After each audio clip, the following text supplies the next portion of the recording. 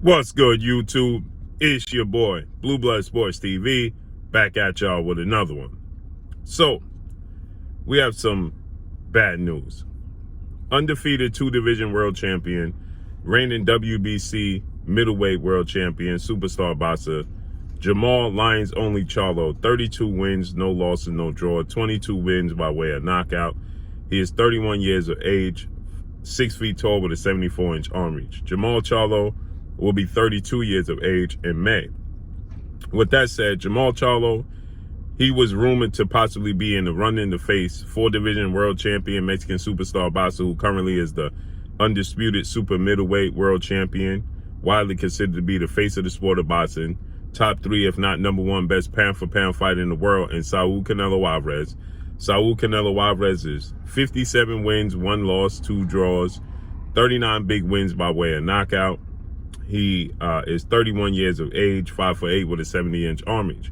Well, Canelo Alvarez, he decided to go the route of fighting against WBA light heavyweight world champion, Russian superstar boxer, who is 19 wins, no losses, no draws, 11 wins by way of knockout, 31 years of age, 6 feet tall with a 72-inch arm reach. May 7th, Cinco de Mayo weekend.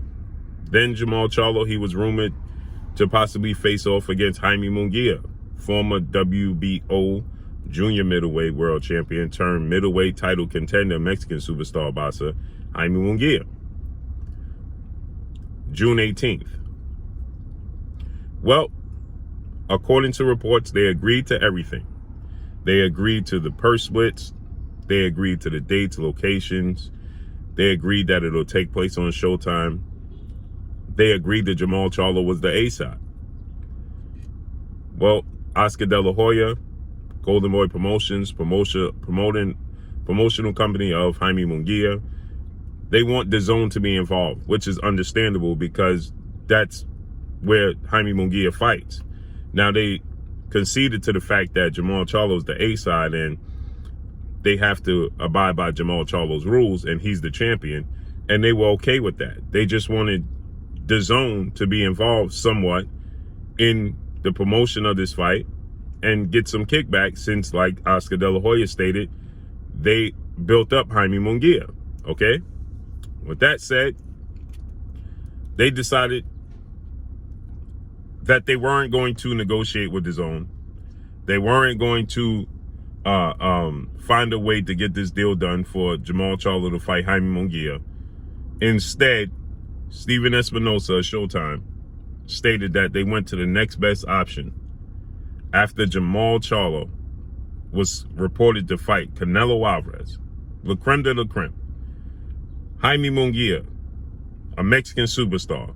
The next best option was a guy in repeat that we've seen Jermall Charlo fight on a constant basis as of late, in Sulecki, who is Maciej Sulecki, who is a guy that's 30 wins, 2 losses, no draws, 11 wins by way of knockout, 32 years of age, 6'1" with a 68-inch arm reach. Maciej Sulecki is a guy who fought Demetrius Boo Boo Andrade, undefeated 2-division world champion, reigning WBO middleweight world champion, June of 2019, okay? Demetrius Andrade, he beats Maciej Sulecki, drops him, beats him. Not only that, but 2-division world champion, superstar boxer, Danny the Miracle Man Jacobs, he also too fought and beat Maciej Sulecki April of 2018 at the Barclays Center. So instead of you fighting Demetrius Andrade or Danny Jacobs, or pushing to make the fight happen with Jaime Munguia, you're fighting Maciej Sulecki June 18th. They settled on Maciej Sulecki June 18th, okay? I told you guys, Jermall Charlo has beaten 2 champions in his entire career when they were champions before he fought them, okay? Again, he fought Juan Maciej Montiel, June of 2021. So a year later, they couldn't find any better opponents to agree for him to fight from Juan Maciej Montiel June of 2021 to June of 2022, they settled on Maciej Sulecki. Prior to that, okay, he fought September against Sergey Derevyanchenko in 2020. Okay, cool. Mandatory position. Prior to that, December 2019, he fights Dennis Hogan. So he fought once in 2020, once in 2021, Brandon Adams and Dennis Hogan in 2019, Matt Karloff in 2018, Hugo Centeno in 2018, Sebastian Highland in 2017, so he fought once in 2017. In 2018, Hugo Centeno, Matt Karloff. In 2019, Brandon Adams and Dennis Hogan. In 2020, Sergey Derevyanchenko, one fight, pay-per-view fight. In 2021, one fight, Juan Marcelo Montiel, okay? And prior to that, he fought Julian J. Rock Williams in 2016, right? So the only two champions he fought in his career was Cornelius K9 Bundridge back in September 2015 for his first title opportunity where he got a TKO victory, okay? That was for the IBF title. Then he fought against Austin Trout, May of 2016, defending his titles. Now, Austin Trout was a champion at one point in time. So he fought against Austin Trout and he fought against Cornelius K9 Bundridge. Then he fought Julian J. Rock Williams, December of 2016, after Austin Trout, right? But get this. By the time he fought J-Rock wasn't a champion, okay? So in 2016, he beat J-Rock. J-Rock was his mandatory challenger, okay? J-Rock didn't become a champion until 2019, 3 years later, when he beat Jarrett Hurd. Okay? 3 years later, after he beat him. So when he beat J-Rock, J-Rock was not a champion in 2016. Okay? So J-Rock didn't become a champion until he upset and shocked the world, beating Swift Jarrett Hurd in his backyard in D.C. in 2019, 3 years later. So he hasn't fought but two world champions his entire career, and one is Cornelius K9 Bundridge, and the other is Austin Trout, who already had multiple losses by the time he fought him. From there on, he's fought Sebastian Highland, Hugo Centeno, Matt Karloff, Brandon Adams, Dennis Hogan, Sergey Derevyanchenko is a great win. To me, that's the biggest win in his career, Sergey Derevyanchenko, because he was coming off a fight that I thought that he beat Triple G and should have been a world champion. That should have been a unification bout. But nonetheless, he didn't get the nod. But okay, even Sergey Derevyanchenko going into the Jermall Charlo fight, if we want to be technical, he already had two losses. He lost to Danny Jacobs. He came back, he beat Jack Colque. Then he fought Triple G, he lost to Triple G. Then he fought Jermall Charlo. Sergey Derevyanchenko in his last 5 fights is 1-4. He's 1-4 in his last 5 fights. That's arguably the biggest win, or Austin Trout is the biggest win in Jermall Charlo's career. Since Julian J. Rock Williams upset Jarrett Hurd, okay, he defended the title one time and lost against Jason Rosario immediately in his homecoming fight. So what direction are they having Jermall Charlo going? And Jermall Charlo and his trainer, Ronnie Shields, well-renowned Hall of Fame trainer, they're saying that they have no interest in negotiating a fight with Demetrius Andrade, but these are the level of opponents that Jermall Charlo is fighting. This is unacceptable. He's going to be 30. Jermall Charlo is going to be 32. He's going to be 32 in May. And he's fought a total of 2 world champions in his entire career. At 31.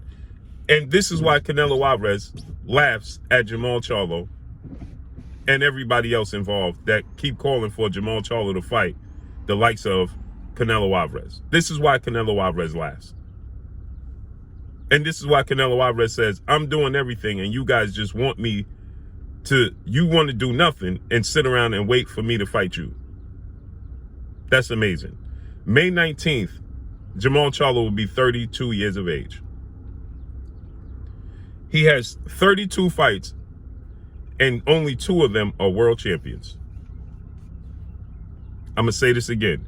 He has 32 fights and only 2 of them are world champions. So you mean to tell me Showtime and Steven Espinosa, the money that they shelling out, they couldn't wait or find a way to get a deal done for Jermall Charlo to fight Jaime Munguia, who Jaime Munguia is not the most proven guy either.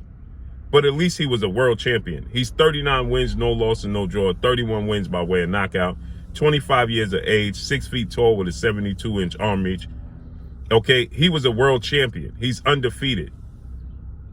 You couldn't wait and find a way to get a deal done where you can involve the zone somehow, some way. It's only right that they be involved in where they built his career up to where it is today. It's only right. They built his career up to where it is today. They should get the opportunity to be involved in the biggest fight of his career. But Showtime decided that they were going to go into a different direction. And as they stated, they went into the next best option was Maciej Sulecki. Wow. There's simply no direction for Jermall Charlo's career. He's 32 fights in. Canelo Alvarez in his career has fought multiple world champions after multiple world champions. And it's really unfortunate that he's not putting his best foot forward and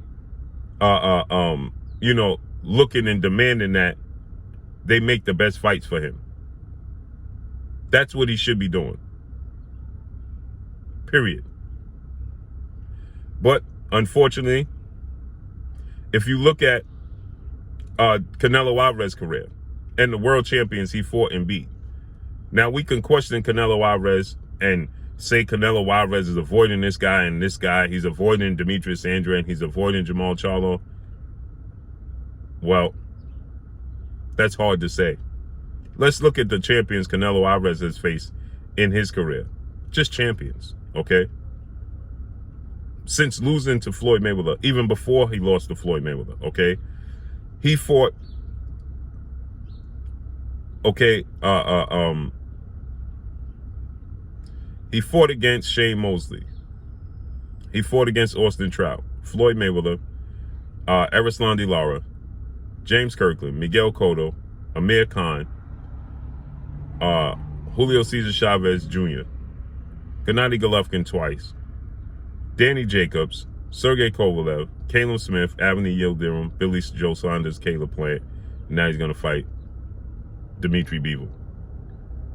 Not the best stretch of opponents, but at least he's fighting world champions. But that's all I got for y'all, man. Make sure you hit the like button. Drop a comment in the comment section. Let me know what y'all think.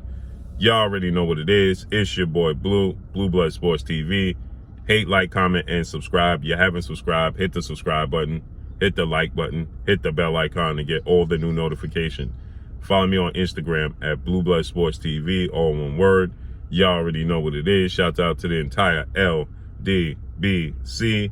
Shout out to New Media. Shout out to Black Media Row. Make sure you like and share these videos. That's all I got for y'all. Peace.